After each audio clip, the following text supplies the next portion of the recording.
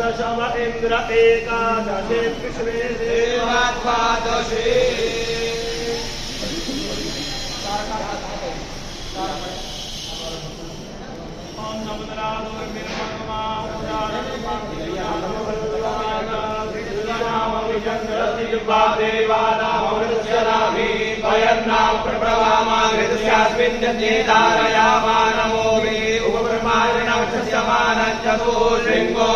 गौर एकतो अस्य बालाग्ने शीर्षे सप्तास्तासो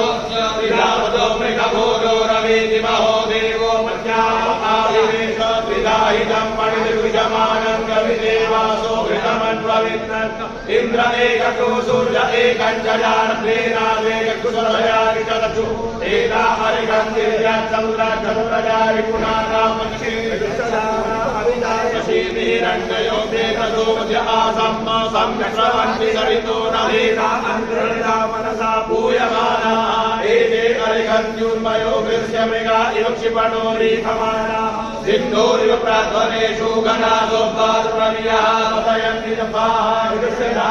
अर्घोरपादे काष्ठाभिन्दन्नुर्विभिन्वमानः परिभवन्तसमदेव दुःखाः कल्याण्याः स्वयमानादो अग्निम्बावृतस्यदाराः समिदो न सन्तता जुकानो हृदि जातवेदाः कन्या